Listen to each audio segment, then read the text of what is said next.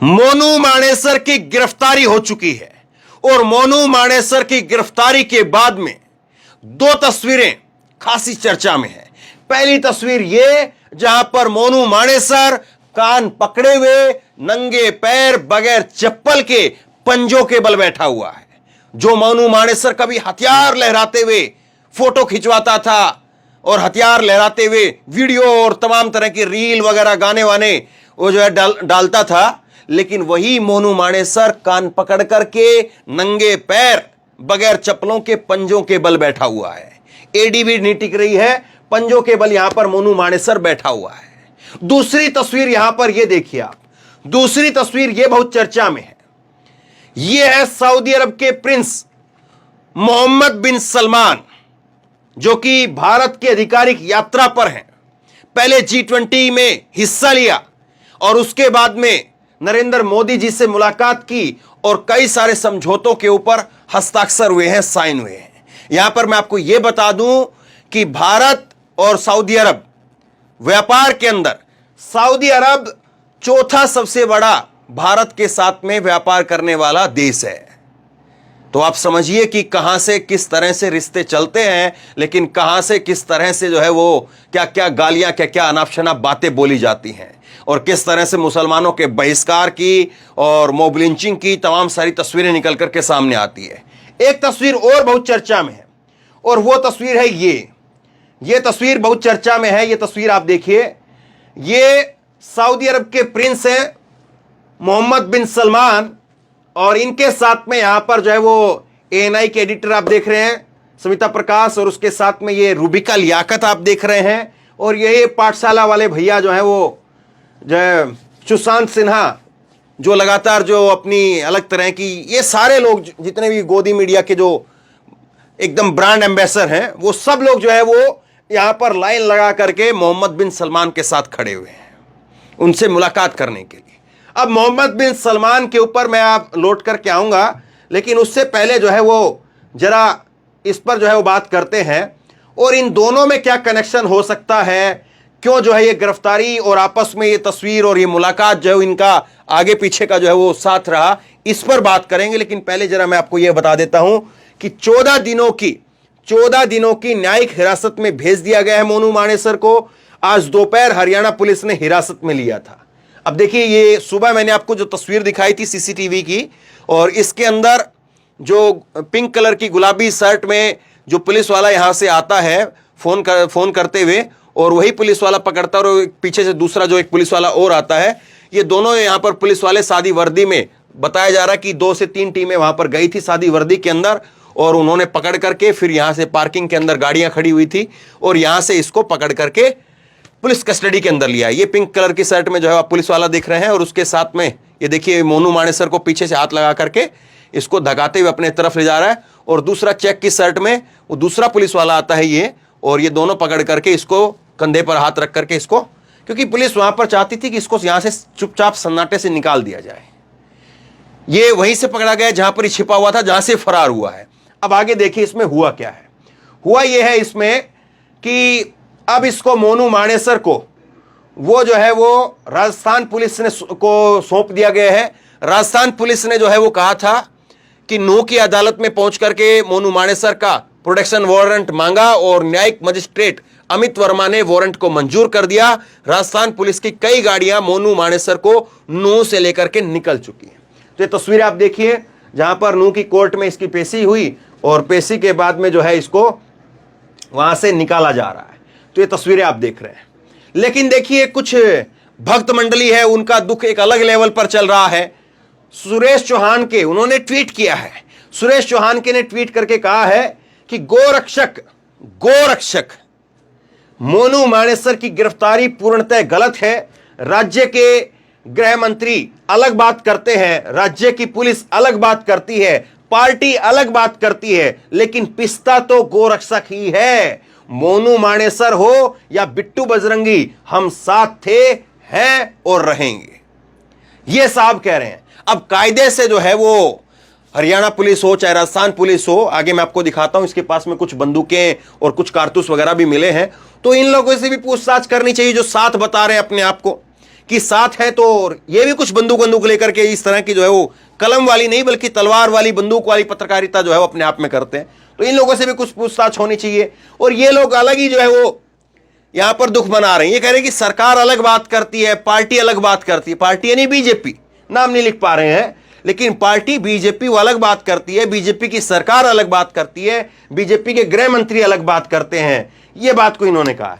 अब आगे इसमें देखिए, मोनू के पास से एक पिस्तौल, 3 राउंड गोली बरामद की गई है। साइबर पुलिस और नूह की पुलिस ने उसे गिरफ्तार कर लिया गया है। नूह की एएसपी उषा कुंडू ने इस बात को कहा है, उन्होंने इस बात की जानकारी दी है। अब इसके बाद में ये देखिए, ये है भरतपुर के, राजस्थान पुलिस के भरतपुर के एसपी हैं और मृदुल इनका नाम है। सुनिए जरा ये क्या कह रहे हैं। पुलिस द्वारा मोनू मानेसर, जो कि नासिर जुनैद प्रकरण में वांछित और नामजद आरोपी है, और उसको हरियाणा पुलिस ने ऐसी जानकारी हमें मिली है कि उसको डिटेन किया गया है। वर्तमान में हरियाणा पुलिस अपनी विधिक कार्रवाई कर रही है और हमारे अधिकारी उनसे संपर्क में हैं। हरियाणा पुलिस की जब विधिक कार्रवाई पूर्ण हो जाएगी उसके बाद जिला डी पुलिस जो है वो अपनी विधिक कार्रवाई प्रारंभ करेगी। तो राजस्थान पुलिस यहां पर कह रही है कि हरियाणा पुलिस ने उसे गिरफ्तार किया है। हरियाणा पुलिस की कार्रवाई जैसे ही खत्म होती है हमारी टीम उनके संपर्क में है और नासिर जुनैद हत्याकांड के अंदर हम उसको गिरफ्तार करेंगे। तो यह बात यहां पर क्लियर हो गई। मिराज हुसैन ने लिखा है कि मोनू मानेसर को हरियाणा पुलिस ने गिरफ्तार किया था, अब राजस्थान पुलिस ने इसे कस्टडी में ले लिया है। नूह कोर्ट ने मोनू मानेसर को नासिर जुनैद मामले में राजस्थान पुलिस की कस्टडी में दे दिया है। अब राजस्थान पुलिस इसे भरतपुर ले जाकर के पूछताछ करेगी। तो डॉक्टर मिराज हुसैन हैं, नेता हैं ये, और ये भी इस मामले में अपनी आवाज उठाते रहे। अब इसके बाद में आगे का काम जो है वो राजस्थान पुलिस के पास में है। राजस्थान की पुलिस अब इसमें किस तरह की तहकीकात करती है, मोनू मानेसर से क्या क्या उगलवा पाती है, क्या क्या निकलवा पाती है, सबसे बड़ा सवाल तो यही है। और फिर उसके बाद में जो है इस मामले को आगे फिर किस तरह से बढ़ाया जाएगा वो भी बड़ा सवाल है। लेकिन मोनू मानेसर की खबर को यहां पर रोकते हैं और इसके बाद में चर्चा करेंगे इस खबर की, सऊदी अरब के प्रिंस की चर्चा करेंगे। और उसके बाद में फिर दोबारा से मैं लौट करके आता हूं मोनू मानेसर की खबर के ऊपर और इन दोनों खबरों को एक साथ रख करके देखेंगे। अब ये खबर देखिए आप, G20 समिट के लिए नई दिल्ली आए सऊदी अरब के क्राउन प्रिंस मोहम्मद बिन सलमान आज भारत के स्टेट विजिट पर हैं। राष्ट्रपति भवन में उन्हें सेरेमनियल वेलकम दिया गया। उन्हें प्रधानमंत्री नरेंद्र मोदी और राष्ट्रपति द्रौपदी मुर्मू ने रिसीव किया। आप समझ रहे हैं ये क्या हो रहा है। सऊदी अरब के प्रिंस हैं ये मोहम्मद बिन सलमान, और ये भारत की स्टेट विजिट के ऊपर हैं। अब स्टेट विजिट अगर बहुत सारे लोग नहीं समझ पा रहे हो तो जिस तरह से अभी मोदी साहब अमेरिका की स्टेट विजिट पर गए थे और किस तरह का माहौल बनाया गया आपको मालूम है, आज उसी तरह से स्टेट विजिट के ऊपर सऊदी अरब के प्रिंस आए हैं और उनको रिसीव करने के लिए 4 फोटो आप देखिए, रिसीव करने के लिए भारत की राष्ट्रपति वो गई हैं। ये यहां पर तस्वीर आप देख रहे हैं और नरेंद्र मोदी साहब वो खुद गए हैं वेलकम करने के लिए और नरेंद्र मोदी साहब यहां पर वेलकम कर रहे हैं। और देखिए किस तरह दोस्ताना जो है वो संबंध यहां पर दिखाई दे रहा है, क्योंकि स्टेट विजिट पर है तो जाहिर सी बात है हम उनका सम्मान करेंगे। आगे देखिए, DW हिंदी ने लिखा है कि सऊदी अरब के क्राउन प्रिंस मोहम्मद बिन सलमान भारत के आधिकारिक यात्रा पर हैं। पहले उन्होंने G20 शिखर सम्मेलन में हिस्सा लिया।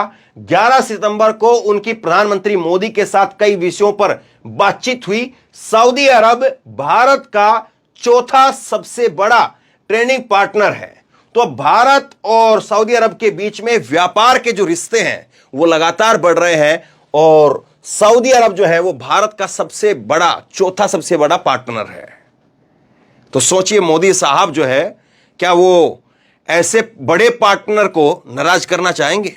बिल्कुल नहीं करना चाहेंगे और करना भी नहीं चाहिए। कोई भी देश होता तो वो भी नाराज नहीं करता। लेकिन अब देखिए कि किस तरह की यहां पर खबरें आती हैं, किस तरह की मोदी राज के अंदर जो है वो खबरें निकल करके सामने आती है, मॉब लिंचिंग की, मुसलमानों के बहिष्कार की, ये सब बातें। तो क्या वो सब बातें यहां पर सऊदी अरब के प्रिंस तक नहीं पहुंच रही होंगी? क्या जब वो भारत की स्टेट विजिट पर है तो जो डेलीगेशन यहां से मिलता है अलग अलग संगठन जो भारत के भी सऊदी अरब से जो प्रिंस आए हैं इनके साथ मुलाकात कर रहे होंगे, तो क्या किसी ने इन सब चीजों को सामने नहीं रखा होगा? और क्या सऊदी अरब के प्रिंस वो भारत के प्रधानमंत्री नरेंद्र मोदी के सामने मुसलमानों को लेकर के, हालांकि इससे पहले जो तुर्की के राष्ट्रपति आए उन्होंने इस बात को लेकर के चिंता जाहिर की थी, तो वो भी इस बात को लेकर के कहीं पर अपनी चिंता जाहिर करेंगे या नहीं करेंगे, सवाल ये भी। तो देखिए आप कई समझौते भी हुए हैं और एएनआई के 2 ट्वीट में आपको दिखा रहा हूं। एएनआई की तरफ से जो है ट्वीट करके कहा गया कि प्रधानमंत्री नरेंद्र मोदी ने हैदराबाद हाउस में सऊदी अरब के क्राउन प्रिंस मोहम्मद बिन सलमान अब्दुल अजीज अल सऊद के से मुलाकात की। ये यहां पर मुलाकात की तस्वीरें हैं और इसके बाद दोनों देशों के बीच में समझौते हुए हैं। प्रधानमंत्री नरेंद्र मोदी और सऊदी अरब के प्रिंस के साथ में हैदराबाद में आयोजित भारत सऊदी रणनीतिक साझेदारी परिषद की पहली बैठक के कार्यवर्त पर हस्ताक्षर किए। तो दोनों देशों के बीच में जो कागजों का आदान प्रदान हुआ है और दोनों देशों के जो है व्यापारिक रिश्ते वो आगे और बढ़ाने पर जोर दिया गया है। ठीक है, अब इसके बाद में जो है वो आप सीधे पहली खबर पर चलिए और पहली खबर से जो है वो यहां से इस तस्वीर से जो है वो आप पूरी कहानी को समझने की कोशिश कीजिए और कैसे जो है पूरी कहानी चलती है उसको देखिए जरा। जब सऊदी अरब के प्रिंस यहां पर हैं और भारत में पहले ही मुसलमानों की धार्मिक स्वतंत्रता को लेकर के या धार्मिक आजादी को लेकर के, अल्पसंख्यकों की धार्मिक आजादी को लेकर के, चाहे वो अमेरिका हो चाहे वो और कई मुल्क हो, उन्होंने जब सवाल उठाए हैं, यूएनओ में भी इसको लेकर के एक बार आवाज उठी थी, तो क्या उन सब चीजों का असर कहीं ना कहीं सरकार पर, सरकार के काम करने के तौर तरीके पर वहां पर भी है? क्योंकि सोच करके देखिए, यही मोनू मानेसर जो आज यहां पर कान पकड़ करके नंगे पैर यहां पर बैठा हुआ है, यही मोनू मानेसर जिस हरियाणा की डबल इंजन की सरकार ने इसको गिरफ्तार किया है, उसी हरियाणा की डबल इंजन की सरकार के नीचे से ये 8 महीने से फरार चल रहा था। और आज सुबह जब ये इसकी गिरफ्तारी की खबर सामने आई तो भास्कर की रिपोर्ट बताती है कि इसको जो गिरफ्तार किया गया है तो इसको गिरफ्तार वहीं से किया गया है जहां से फरार हुआ था। मतलब कि इसको इसी के इलाके से, इसी के गांव से जो है वो पहले जो है फरारी इसकी घोषित हुई थी और वहीं से इसकी जो है गिरफ्तारी हुई है। तो क्या पुलिस को पता था? क्या उस नेटवर्क को पता था? क्या जिस तरह से इसके अलग अलग फोटो निकल करके सामने आते हैं पुलिस के बड़े अधिकारियों के साथ में, भाजपा के तमाम नेताओं के साथ में, भाजपा के आपको अनुराग ठाकुर के साथ में इसके फोटो हैं और कई सारे नेताओं के साथ में, मोदी जी के जो कोर कैबिनेट के मंत्री हैं उनके साथ में इसकी फोटो है और शायद अमित शाह जी के साथ में और उसके साथ साथ राजनाथ सिंह के साथ में भी कुछ फोटो है। तो ऐसे लोग जिनकी पहुंच वहां तक थी, सरकार के कैबिनेट मंत्रियों तक जिसकी पहुंच थी, क्या वो फरारी उन्हीं के बलबूते पर थी? और क्या गिरफ्तारी अब इसलिए हो रही है क्योंकि माहौल इन जैसे लोगों की वजह से बिगड़ रहा है?